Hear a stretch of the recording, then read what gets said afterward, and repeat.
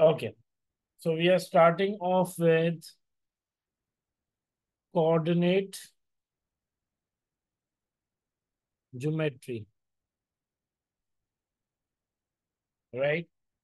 Now, coordinate geometry in art maths is a bit different than O-level math, right? So you need to pay attention towards this.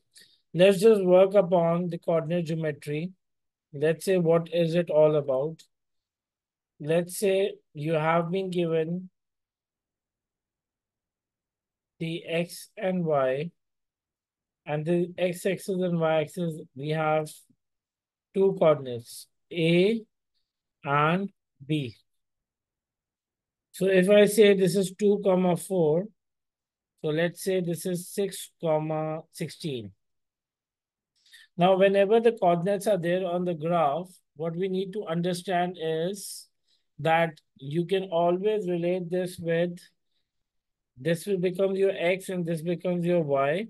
Similarly, this becomes your x and this becomes your y. So the x will be what? 2 and your y will be what? 4. Similarly, the x here is 6 and the y here is what? 16. And if I just draw the line, this line particularly will give me what? My normal coordinate straight line graph, right? So A is 2 comma 4. B is what? 6 comma 16. Let's say कि we need to find midpoint. The midpoint का जो mainly formula है, that is x1 plus x2 upon 2 comma y1 plus y2 upon 2। ठीक है जी, ये है आपका mid point का फॉर्मूला। अगर ये मिड पॉइंट का फॉर्मूला है तो मेरे पास यहाँ पे पर्टिकुलरली अगर ये x1 हो जाएगा तो ये y1, ये x2 हो गया तो ये क्या हो गया जी, y2। तो हम directly the x1 can be substituted here. ठीक है जी, और x2 में सब्स्टिट्यूट हो जाएगा अपॉन 2 कॉमा y1 कितना है 4, y2 कितना है 16 अपॉन कितना हो गया जी 2। तो अब हम अगर मिड पॉइंट निकालते हैं, so what we gonna have is 2 plus 6 is 8 upon 2 and this will be what 20 upon 2। So the end result is 4 comma 10। ठीक है जी, ये क्या आ गया हमारे पास 4 कॉमा 10। तो इस पे what you need to understand again is कि भाई कोऑर्डिनेट्स बड़े important. This is your x1, this is your x2। तो आपने 2 को इस x1 में लिख दिया और ये x2 को आपने ये x2 में लिख दिया, राइट। सिमिलरली y1 कहाँ आ जाएगा, इस y1 में। ठीक है, और ये y2 कहाँ से आ गया, ये इस y2 में आ गया। तो हमारे पास पॉइंट्स क्या बन गए, 2 प्लस 6 8 बन गया, 4 प्लस 16 20 बन गया। तो 8 upon 2 becomes 4, 20 upon 2 becomes what 10। अच्छा, पॉइंट ये नहीं है, पॉइंट ये तो ऑब्वियसली मिड पॉइंट तो बड़ा आसान है, right. But what you need to understand is कि हमारे पास मिड पॉइंट के साथ साथ आता क्या है, we have mid point reversal. We have mid point reversal.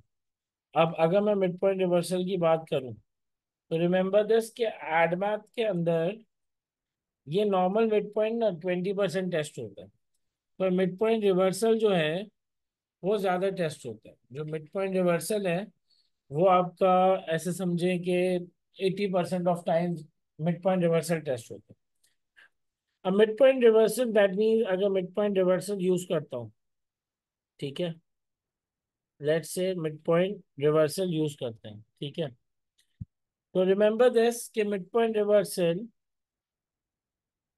Mid point formula से ही निकलेगा, ठीक है, using mid point formula. And the mid point formula is x1 plus x2 upon 2 comma y1 plus y2 upon 2. How can the question be derived? A question can be derived through, let's say, that a is 2 comma 4 and midpoint is 4 comma 10, right? You have a as 2 comma 4 and midpoint is 4 comma 10. What you need to understand is that question will be asked you to find out the coordinate of what? Coordinate of B. Coordinate of B. That means a midpoint is given already. Midpoint is given and there is a coordinate given. You need to find another coordinate. For this, for suppose, let's say that this is A, this is your midpoint, and this is your B. So now 4, comma 10 is given to you. 2, comma 4 is also given to you. Now you need to find out what B for this. To find out B, what we'll do is we'll use the midpoint formula. We use the midpoint formula. So how are we going to use it? Now you already know that you know the midpoint. Midpoint का ये जो है ये x है और ये क्या है y. तो midpoint का formula तो हमने अभी लिखा था. Let's write it down again. x1 plus x2 upon 2, comma हमारे पास आ गया y1 plus y2 upon 2. ठीक है जी. ये जो आपका सोल्यूशन है दी x1 plus x2 upon 2, basically अगर इसको हम सॉल्व करते हैं तो आंसर क्या आता है 4. और y1 plus y2 upon 2 को हम सॉल्व करते हैं तो आंसर क्या आता है जी 10, क्योंकि मिड पॉइंट गिवन है. तो 4 किसका आंसर हो गया? इसका. और 10 किसका आंसर हो गया जी? y1 plus y2 का. तो what we can do is we can easily use x1 plus x2 upon 2 should be equal to what? 4. And y1 plus y2 upon 2 should be equal to 10. ठीक है. Remember that the answer of x1 plus x2 is what? 4. तो इसलिए equate हो गया. And the answer of y1 plus y2 is 10. तो इसलिए मैंने क्या कर दिया? इक्वेट कर दिया. The other thing is what? 2 and 4. This is x and this is y of one coordinate. तो हम आसानी से इसको लिख देते हैं. That means let's say 2 plus x upon 2 is equal to 4. And this will be what? 4 plus y upon 2 is equal to what? 10. So 2 जो यहाँ पे डिवाइड हो रहा है उधर जाके क्या हो जाएगा? मल्टीप्लाई. यहाँ वाला 2 भी उधर जाके क्या हो जाएगा? Multiply. So what we'll have is 2 plus x is equal to 8. X is equal to 8 minus 2. X becomes 6. Right. और यहाँ क्या हो जाएगा? 4 plus y is equal to 20. ठीक है. Y is equal to 20 minus 4. तो y becomes what? 16. तो ये किसका कोऑर्डिनेट आ गया? B का कोऑर्डिनेट आ गया जो हमारे पास गिवन था. तो अगर आप नोट करें तो ये किसका कोऑर्डिनेट आ गया? B का. और हमने क्या किया? रिवर्सल किया. इसी चीज का जो हम कर रहे थे हमने क्या किया? Reversal. Simple as that.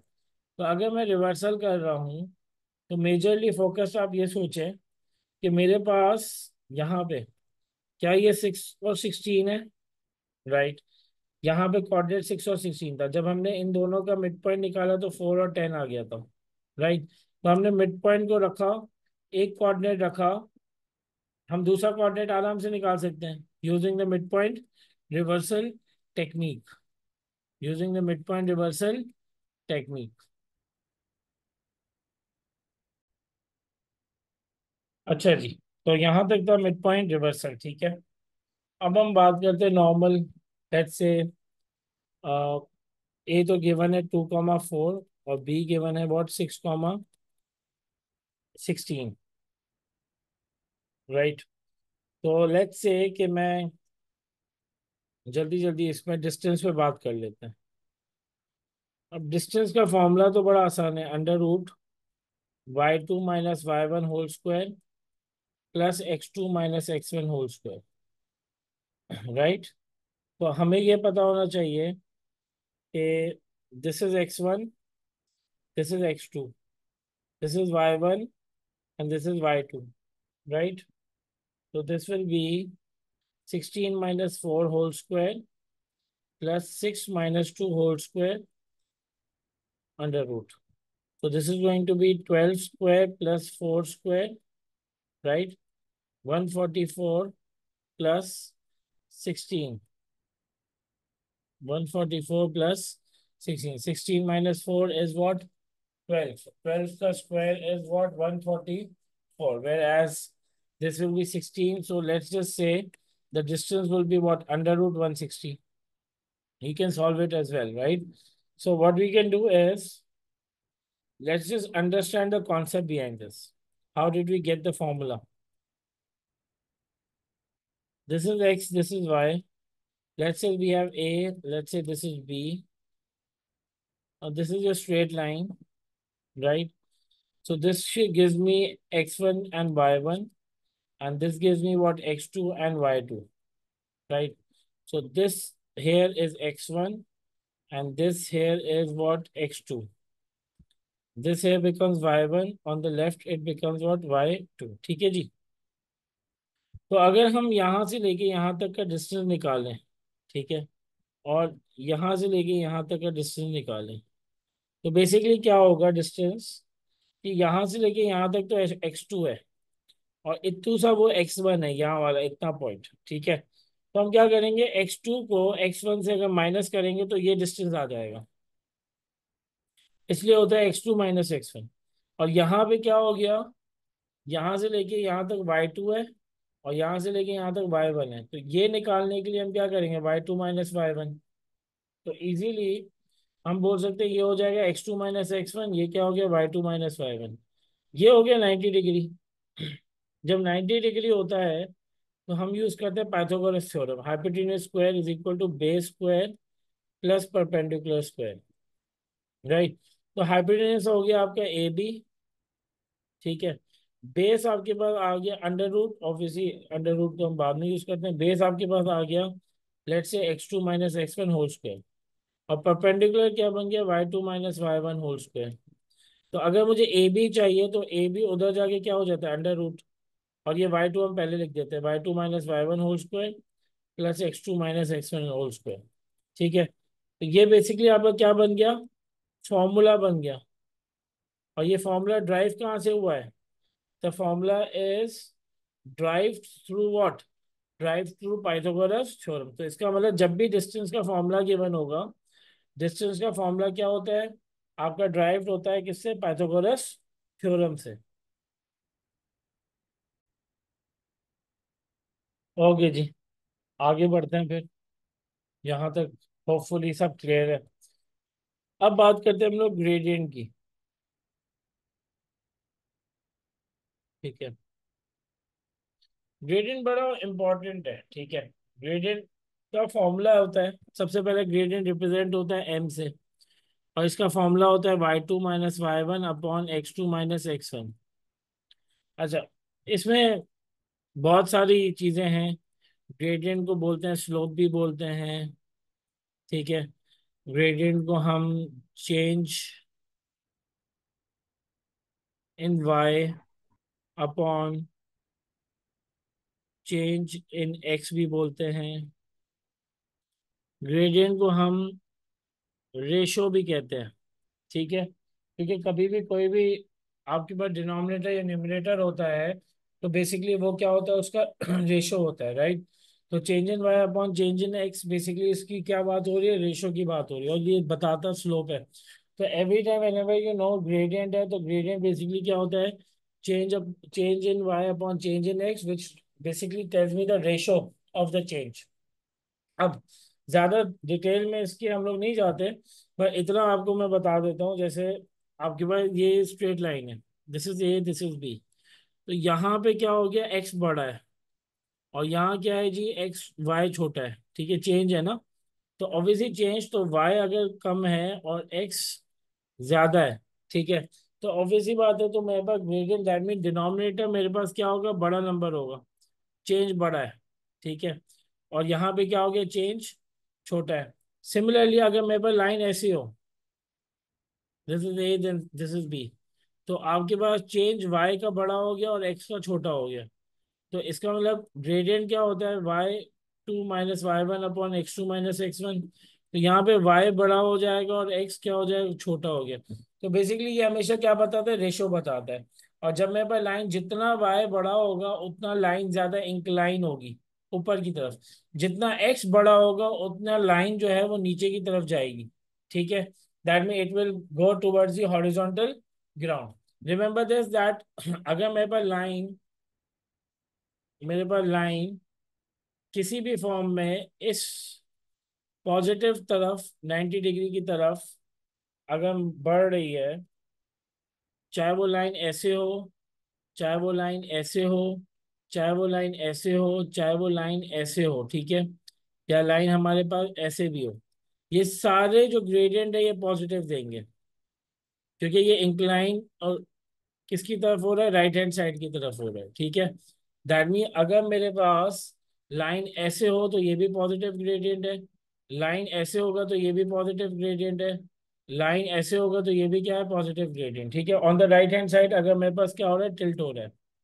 Similarly अगर यही चीज मेरे पास लाइन लेफ्ट हैंड साइड पे टिल्ट होगी, यही चीज अगर मैं बोलूं कि मेरे पास जो लाइन है वो कहाँ पे टिल्ट हो रही है, लेफ्ट हैंड साइड पे ऐसे, ठीक है, यहाँ पे क्योंकि मैंने आपको ये बनाया था 90 डिग्री, तो लाइन इस तरफ हो, इस तरफ हो, ऐसे हो या ऐसे हो, ठीक है, तो ये क्या मुझे बताएगा, m is equal to negative, that mean ये नेगेटिव ग्रेडियंट शो करेगा। दैट मीन अगर लाइन लेफ्ट हैंड साइड पे टिल्ट हो रही है, ठीक है, तो फिर ये नेगेटिव ग्रेडियंट शो करता है, और राइट हैंड साइड पे टिल्ट हो रही हो तो क्या शो करता है, पॉजिटिव ग्रेडियंट शो करता है, ठीक है जी। ग्रेडियंट निकालने का तरीका क्या होता है, m is equal to y2 minus y1 upon x2 minus x1. Let's say a is 2 comma 4 and b is 6 comma 16, ठीक है। तो मैं बोलता हूँ कि मेरे पास दोबारा ये क्या हो जाएगा, 16 minus 4 upon 6 minus 2, which means 12 upon 4, your gradient becomes 3, ठीक है जी। तो ग्रेडियंट क्या बताएगा कि ठीक है ये 3:1 का रेशो है, चेंज इन एक्स कम है और चेंज इन वाई ज्यादा है, तो चेंज इन वाई ज्यादा है तो ये क्या हो जाएगा, देखिए ना, ये 3/1 आ गया, तो 3:1 का रेशो, दैट मीन इंक्लाइन ज्यादा है, ठीक है। ये जो है ये 1 शो कर रहा है और ये क्या शो कर रहा है, 3, तो ऑटोमेटिकली इसका मतलब वाई ज्यादा हुआ और एक्स क्या हुआ आपका, कम हो गया, ठीक है। फर्दर मोर,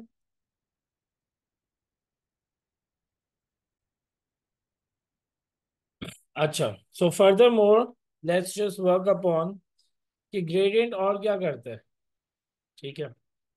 ग्रेडियंट एक होता है पैरेलल लाइन, ठीक है। तो पैरेलल लाइन क्या होती है जी, ये लाइन ऐसे जा रही है, that have same direction, same angle, ठीक है। पैरेलल लाइन क्या होता है, सेम डायरेक्शन, सेम एंगल, ठीक हो गया। फिर हमारे पास क्या आ जाता है, सेम ग्रेडियंट। तो डायरेक्शन और एंगल तो मेरे लिए इंपॉर्टेंट नहीं है, मेरे लिए जो इम्पोर्टेंट है वो ये चीज है, जो आपके पास क्या होता है, सेम। तो if you ever see that और the question clearly says that you have parallel line, तो पैरेलल लाइन का हमेशा क्या होगा, ग्रेडियंट क्या होगा, सेम होता है। पैरेलल लाइन का ग्रेडियंट क्या होता है, सेम। तो can I just say that अगर ऐसे ही रेंडमली मैं कह दूं कि a line CD is parallel to AB. A line CD is parallel to what? AB. AB का जो ग्रेडियंट है वो है 3। AB का ग्रेडियंट क्या है, 3। तो मैं बोलूंगा कि ठीक है जी, पैरेलल लाइन जो CD है उसका भी जो ग्रेडियंट होगा वो भी 3 होगा।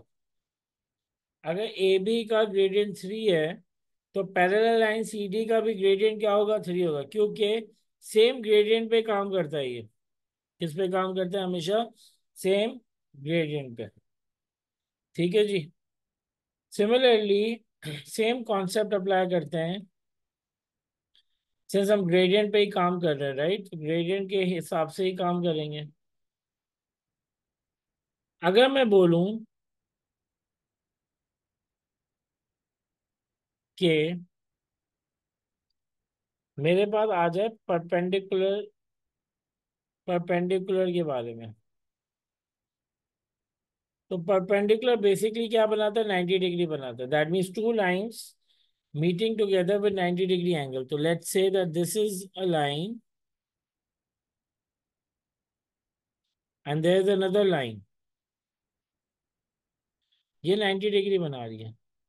चलो, ये भी आप लाइन बना देते हैं, ये भी 90 डिग्री बना रही है। ठीक है, यहाँ पे एक लाइन बना देते हैं, ये भी क्या बना रही है, 90 डिग्री। यहाँ पे एक लाइन बना दी, ये भी 90। अगर इसका ग्रेडियंट 3 है, तो परपेंडिकुलर लाइन का जो ग्रेडियंट है वो हो जाएगा रेसिप्रोकल। तो 3 का रेसिप्रोकल क्या हो गया, 1/3 विद नेगेटिव साइन। तो अगर इसका है तो इसका भी होगा, क्योंकि परपेंडिकुलर तो ये भी है, और इसका भी होगा। तीनों का ग्रेडियंट क्या होगा, -1/3। क्यों? क्योंकि remember that if this is what, m is equal to 3, तो ऑटोमेटिकली मैं बोलूंगा दिस इज 90 डिग्री। ये 90 डिग्री है, तो इसका ग्रेडियंट क्या होगा, रेसिप्रोकल ऑफ और 3। तो ये क्या बन जाएगा, m इज इक्वल टू -1/3। इसका भी -1/3, इसका भी -1, क्योंकि ये तीनों लाइनें इस लाइन के क्या है, 90 डिग्री बना रही है। ये तीनों लाइनें इस लाइन की क्या है, 90 डिग्री बना रही है। जब ये 90 डिग्री बनाएंगी, तो मैं बोल सकता हूँ कि भाई ठीक है, अगर इसका ग्रेडियंट मेरे पास 3 है, तो आराम से इसका ग्रेडियंट 3 है, तो इसका भी ग्रेडियंट -1/3, -1/3, -1/3। एक पर्टिकुलरली फॉर्मूला होता है इसका,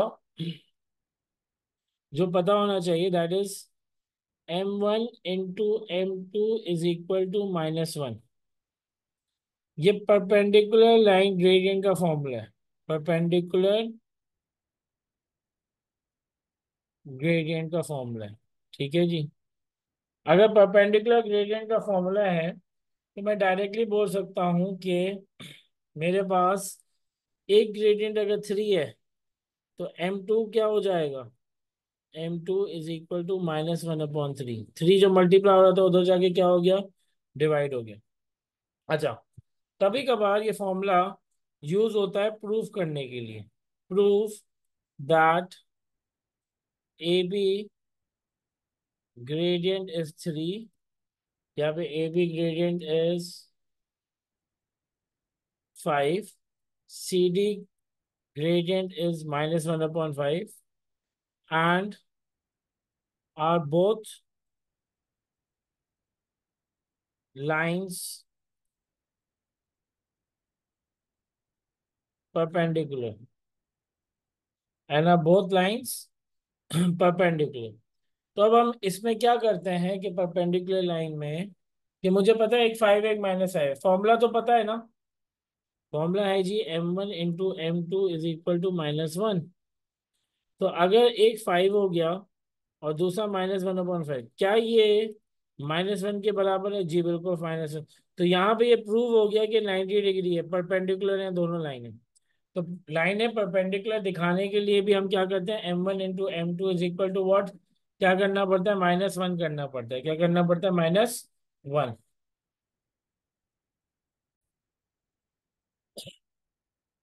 अच्छा जी, तो अब तक हमने बात किस पे की है, हमने नॉर्मल ग्रेडियंट्स पे की है। ठीक है, हमने पैरेलल लाइन ग्रेडियंट पे कर दी, हमने नॉर्मल ग्रेडियंट पे कर दी। ठीक है, अब हम बात करते हैं इक्वेशन ऑफ लाइन के ऊपर। Equation of line. ठीक है, लेट्स से a is 2,4 and b is 6,16। ठीक है, तो आप लोग बोलेंगे कि, एग्जामिनर बोलेगा कि फॉर्म और find equation of line A B. अच्छा, एक छोटी सी चीज, इक्वेशन ऑफ लाइन का फॉर्मूला यहाँ चेंज हो जाता है, y - y1 = mx - x1। Normal equation of line का फॉर्मूला होता है y = mx + c। ठीक है, जो कि m ग्रेडियंट होता है, c y इंटरसेप्ट होता है। तो यहाँ पे भी जो m है वो क्या है जी, m ग्रेडियंट है। यहाँ पे भी जो m है वो ग्रेडियंट है। ठीक है, ये जो x1 है y1 है, बेसिकली ये कोऑर्डिनेट्स हैं। और कोऑर्डिनेट्स ये भी ले सकता हूँ और ये भी ले सकता हूँ, दोनों में से कोई भी एक कोऑर्डिनेट ले सकता हूँ, राइट। तो बेसिकली अगर हम इस पे काम करें, तो इक्वेशन ऑफ लाइन के लिए what is required, equation of line के लिए जो मेजर पार्ट रिक्वायर्ड है, that is number 1 a gradient, and number 2 any one point. ठीक है, एनी वन पॉइंट। तो हमें तो ये पता है कि भाई ठीक है, ए आपके पास गिवन है 2,4, B is what 6,16. To find gradient, this would be 16 minus 4, 6 minus 2, which is 12 upon 4. तो m तो मेरे पास 3 आ गया. ठीक है, लेट्स से मैं a को पिक कर लेता हूँ 2,4.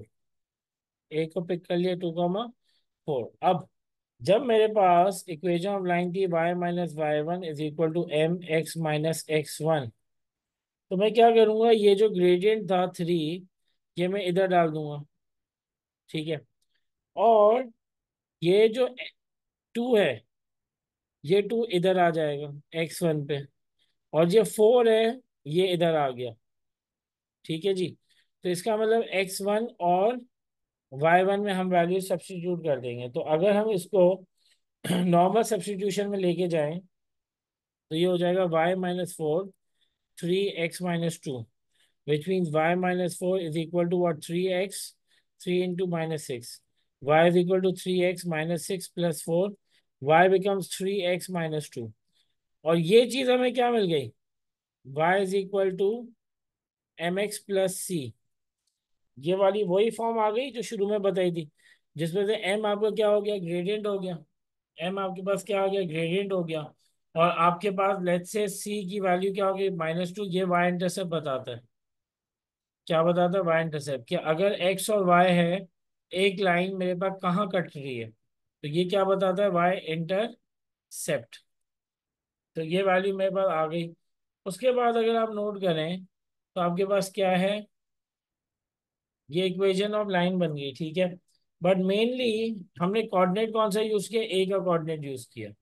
हमने कोऑर्डिनेट कौन सा यूज किया? एक.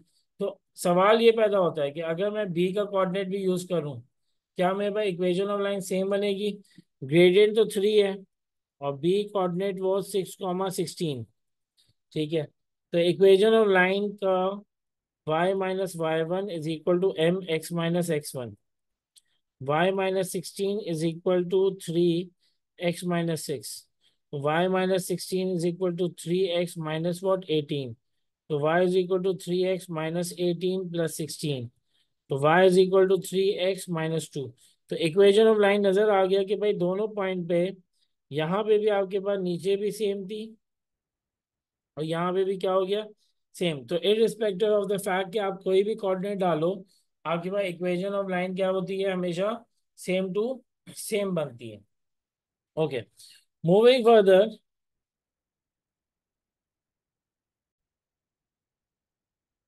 ठीक है जी, तो दिस वाज नॉर्मल इक्वेशन, और इक्वेशन के थ्रू ही हमने इसको काम किया. बट ये इक्वेशन जरूरी नहीं है कि सिर्फ इसके लिए काम है.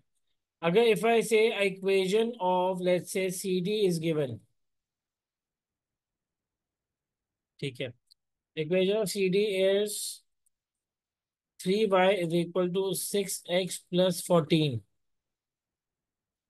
3y is equal to 6x+14. तो मैं क्या कर सकता हूँ? y is equal to mx+c में इसको चेंज करके मैं दोबारा से इसका ग्रेडियंट निकाल सकता हूँ. 3y is equal to 6x+14 है. तो let's say y is equal to mx+c की हमें क्या करना है? सब्जेक्ट बनाना है. वेन एवर अगर हम y is equal to mx+c करेंगे, तो ये m क्या शो करता है? ग्रेडियंट शो करता है. ठीक है, तो अगर मेरे पास ये 3 मल्टीप्लाई हो रहा है, तो इन दोनों के साथ क्या हो जाएगा? डिवाइड. ठीक है, which means y is equal to 6/3x plus 14/3. तो y becomes 2x plus what? 14/3. The major what point do we need to know is the gradient. तो gradient क्या हो जाएगा? y is equal to mx plus c. That m becomes what? 2. So anytime if the question asks you, or the normal question gives you a equation of line, and the examiner expects कि आप equation of line से gradient निकालें, तो फिर इसका मतलब आपको m का क्या करना पड़ेगा? आपको y is equal to M X plus C की फॉर्म में लेके आना पड़ेगा सबसे पहले. जब y is equal to M X plus C की फॉर्म में आप लेके आएंगे, तो आपका जो m है वो क्या हो जाएगा? आपका ग्रेडियंट हो जाता है यहाँ पे.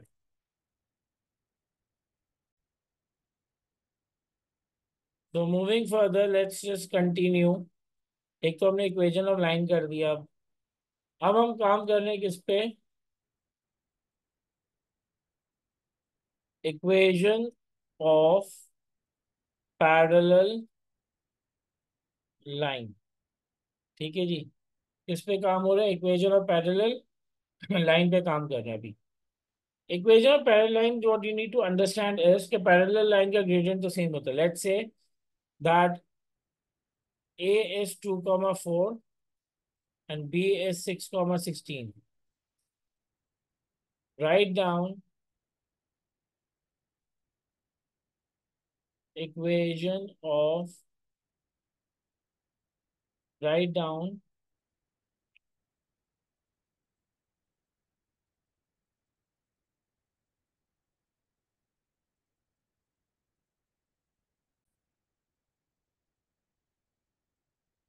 write down equation of parallel line, which is parallel to AB, passing through origin. Passing through origin. So the most important thing, if a line is parallel, the gradient will be same. And the question says it is parallel to AB. And AB gradient, we have seen that M is equal to what? 3, right? This will be 16 minus 4, 6 minus 2, that will be 12 upon 4, which is 3. So moving, so let's say that M, we know that it is 3 parallel line, right? But the parallel line is passing through origin. Now, the points will be different. And origin is 0, 0. Origin is 0, 0. So if we need to find out equation y minus y1 is equal to mx minus x1, so this will be y minus 0, 3 x minus 0, which means y is equal to 3x. This will be equation of line parallel passing through what? Origin. If it is parallel to AB,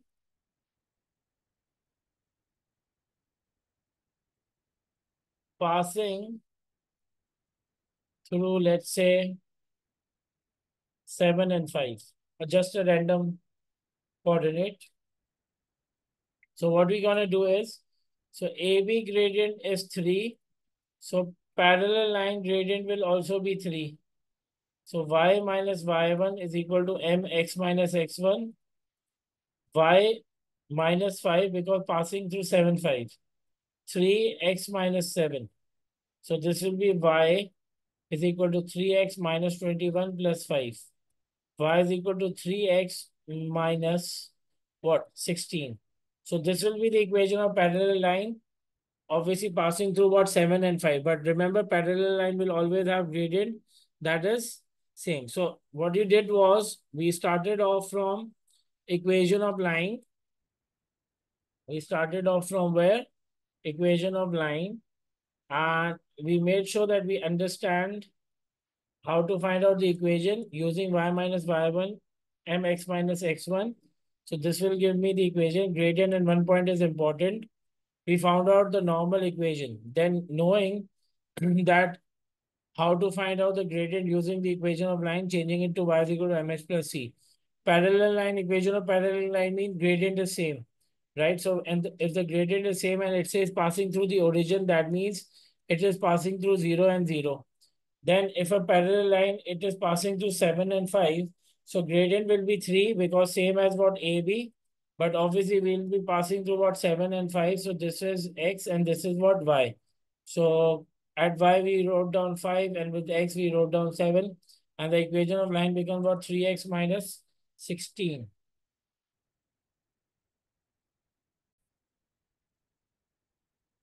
Let's work upon equation of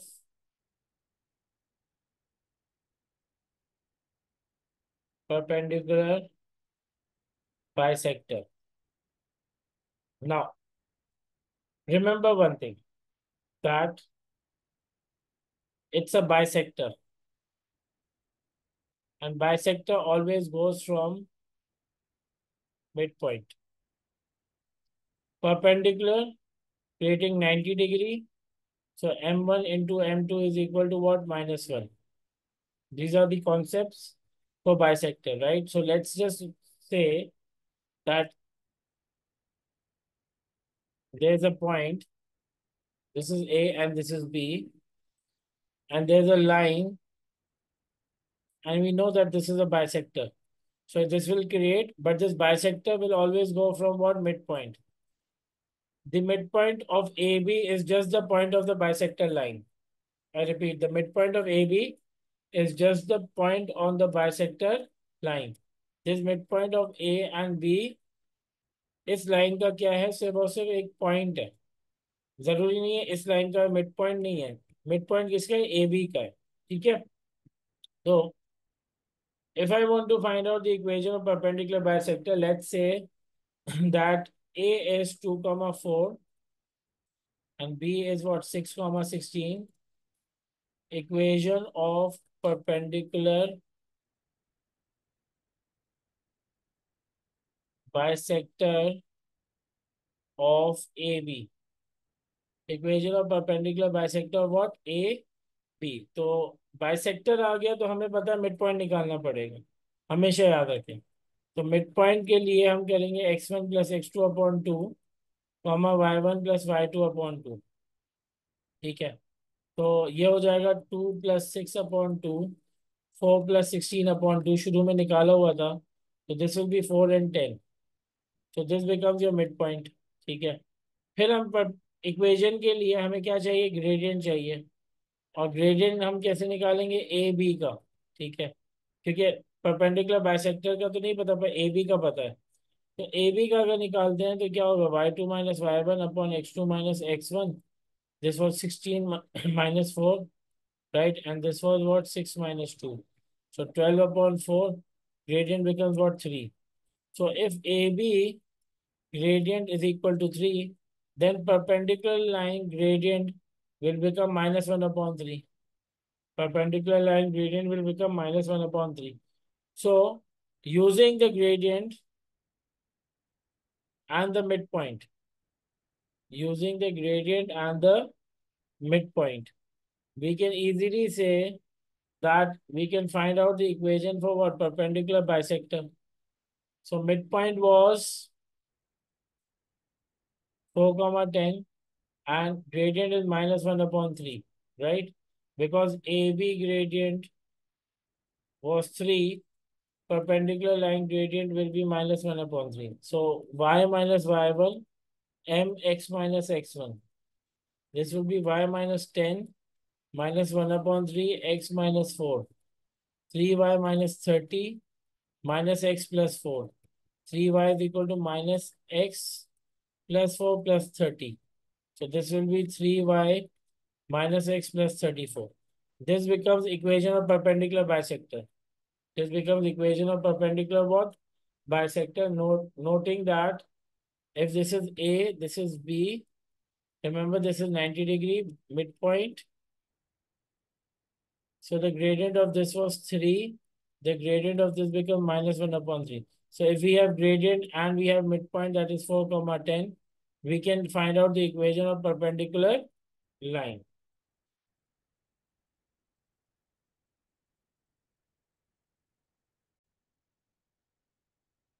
So let's just move further on. अगर आप note करें तो ये था equation of perpendicular bisector.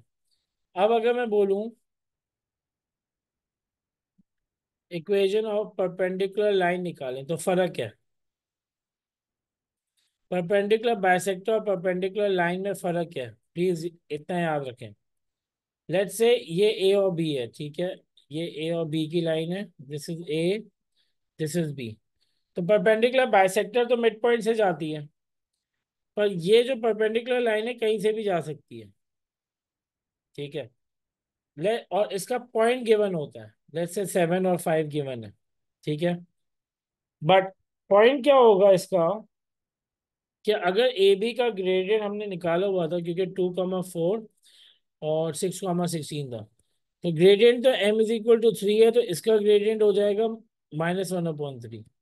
और point भी given होगा 7 और 5। तो इक्वेशन निकालना तो बड़ी आसान हो जाएगी फिर तो, क्योंकि फिर मिड पॉइंट निकालने की जरूरत नहीं पड़ेगी। That means some time for perpendicular line the equation your point will be given. So अगर ग्रेडियंट हम यूज करें -1/3 और पॉइंट यूज करेंगे 7, 5, तो हमारी इक्वेशन निकल जाएगी। तो परपेंडिकुलर लाइन और परपेंडिकुलर बाइसेक्टर में जो फर्क है वो सिर्फ इसका है, मिड पॉइंट निकलता है बाइसेक्टर का और पॉइंट गिवन होता है परपेंडिकुलर लाइन के लिए।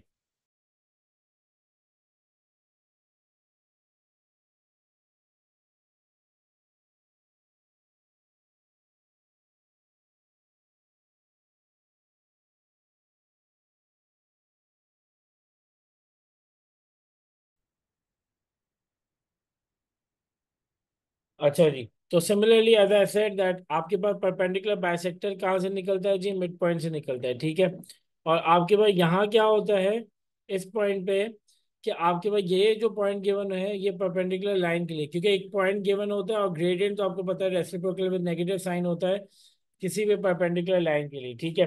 तो इसके लिए हम जब इक्वेशन निकालेंगे तो फॉर्म तो हमारे पास गिवन है, सारी चीजें वही हैं, y-y1, ठीक है, इज इक्वल टू mx-x1। तो ये हो जाएगा y-5 -1/3 x-7। So this will be 3y-15 is equal to -x+7, ठीक है जी। तो this will be 3y is equal to -x+7+15, 15+7 is 22। तो 3y is equal to -x+22। ये क्या आ गई? परपेंडिकुलर लाइन की इक्वेशन आ गई, क्योंकि नॉर्मली आपके पास इक्वेशन निकालने के लिए पॉइंट आपको गिवन होता है। अच्छा जी, चले, इसका मतलब हमने जो इक्वेशंस किए हैं, हमने इक्वेशंस पे क्या क्या इक्वेशन किए हैं? हमने आपके पास इक्वेशन ऑफ लाइन कर दी, इक्वेशन ऑफ पैरेलल लाइन कर दी, इक्वेशन ऑफ परपेंडिकुलर बाइसेक्टर कर दी, इक्वेशन ऑफ परपेंडिकुलर लाइन कर दी। तो देयर आर 4 इक्वेशंस। दोबारा, equation of line, equation of parallel line, equation of perpendicular bisector, equation of perpendicular line. तो 4 equations आपके पास examiner पूछता है, ठीक है। दो इक्वेशंस को जब हम साइमल्टेनियसली सॉल्व करते हैं, अगर फॉर सपोज ए बी की इक्वेशन भी है और मेरे पास ए ये परपेंडिकुलर लाइन की इक्वेशन है, जब इन दोनों इक्वेशंस को साइमल्टेनियसली सॉल्व करूंगा तो पॉइंट ऑफ इंटरसेक्शन मिलेगा, ठीक है, याद रखिएगा। जब दो लाइनों को साइमल्टेनियसली सॉल्व करता हूं तो क्या मिलेगा मुझे? पॉइंट ऑफ इंटरसेक्शन मिलता है। कोऑर्डिनेट ज्योमेट्री में बड़ा यूज होता है साइमल्टेनियस इक्वेशन, तो obviously will be doing that as well. There are few concept that you need to understand is Y axis वाला एंड एक्स एक्सिस वाला, ठीक है। ये आपके पास गिवन है, this is X and this is Y, ठीक है। If a line cuts X axis and Y axis, at x-axis y is 0 and at y-axis x is 0। ये तब यूज होता है जब इक्वेशंस के लिए बोलता है कि भाई एक्स एक्सिस के लिए निकालें। तो बस आपको इतना पता होना चाहिए, अगर लाइन एक्स एक्सिस पे कट कर रही है, ठीक है, तो वाई कोऑर्डिनेट 0 होता है। और लाइन वाई एक्सिस पे कट कर रही है तो याद रखिएगा एक्स एक्स एक्स कोऑर्डिनेट क्या हो जाता है? 0 होता है। Similarly this is basic basic concept, ठीक है। सिमिलरली